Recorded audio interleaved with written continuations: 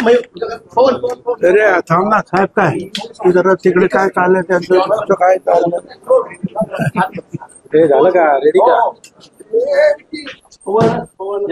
हा बोला काय साहेब, काल आपण जितेंद्र आव्हाडांची पाठराखण केली, त्यावर प्रवीण दरेकर असं म्हणतात की भुजबळांनी अशी भूमिका घेणं दुर्दैवी आहे. त्यांनी अशी भूमिका ठीक आहे, त्यांचा तो प्रश्न आहे. माझं म्हणणं एवढंच आहे की मुख्य मुद्दा काय आहे, मनुस्मृतीचा चंचू प्रवेश आपल्या शालेय अभ्यासक्रमात होता कामा नये. त्याच्यावर थ्रस द्या ना, त्याचा निषेध करा, त्याचा विरोध करा. आणि हरकत नाही, तुमचं ते विरोधक आहेत आपल्या काय जितेंद्र आव्हाड, तर करा त्यांचा निषेध, आमचं काय म्हणणं नाही. परंतु पहिल्यांदा त्या मनुस्मृती आमच्या याच्यात नको, शालेय अभ्यासक्रमामध्ये हे सांगा. त्या मनुस्मृती ती जाळा जी बाबासाहेब आंबेडकरांनी जाळली. मग ठीक आहे, फक्त विरोधासाठी विरोध नाही. आमची जी आयडियोलॉजी आहे फुले शाहू आंबेडकरांची, मनुस्मृतीच्या विरुद्ध उभं राहणं, आणि त्याच्यासाठी जो जो उभा राहील त्याच्या हातून एखादी चूक झाली तर आम्ही सांगतो झाली चूक. परंतु इथून जर मनुष्य जर मुंबईवरून तो तिकडे गेलेला आहे कुठे त्या चौदार तळ्यावर, आणि त्याच्यावर ते सुवर्णनाथ चिटणीसचे जे आहेत नातू पण आहेत तिथे, आणि त्याच्यामध्ये चुकून ते झालं. परंतु त्यांच्या पाठीमागे भावना होती की मनुस्मृती ही जाळणे आहे. तुम्ही मनुस्मृतीच्या विरुद्ध भूमिका घ्या. मनुस्मृती जेव्हा तुम्ही स्वतः जाळाल त्यावेळेला. धन्यवाद.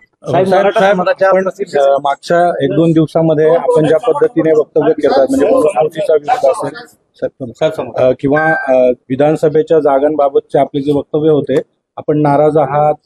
मी नाराज बिराज काय नाही. मी फुले शाहू आंबेडकरांचा समता परिषदेचा पाईक आहे, आणि मी ह्या अशा गोष्टींमध्ये जे आहे मी स्पष्टपणे बोलतो. खोटं बोलणं मला जमत नाही. काय विरोधासाठी विरोध मी करू शकत नाही.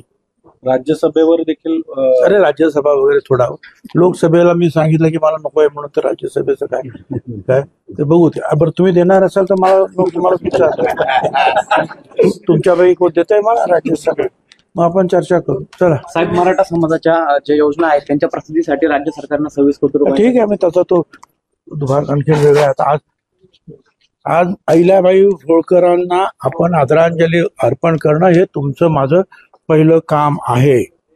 आणि हे मी तुम्हाला सांगतो, त्या मनुस्मृतीत असं लिहिलेलं आहे की स्त्रियांना कुठलाच अधिकार नाही.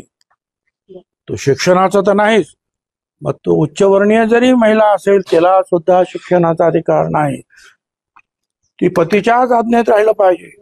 ती स्वतंत्र राहू शकत नाही, स्वतंत्र धनसंचय करू शकत नाही. आता या पार्श्वभूमीवर आज अहिल्याबाई होळकरांचं कर्तृत्व जे आहे, आपण जे आहे त्याच्याबद्दल गोडवे गायचे आहेत. हे सगळं जे आहे मनुस्मृतीला बाजूला ठेवून आमची झाशीची राणी असेल, आमच्या जिजामाता असेल, सावित्रीबाई फुले असतील, अहिल्याबाई होळकर असतील, अगदी आतापर्यंत ज्या आहेत आमच्या ह्या ज्या इथं ज्या भगिनी आहेत राजकारणामध्ये आहेत त्या असतील, त्या सगळ्यांनी जे आहे त्या मनुस्मृतीच्या विरुद्ध जाऊनच जे आहे ना त्या देशाची समाजाची सेवा केलेली आहे. साहेब हे लक्षात ठेवा, आणि आता बाकीचं राहू द्या.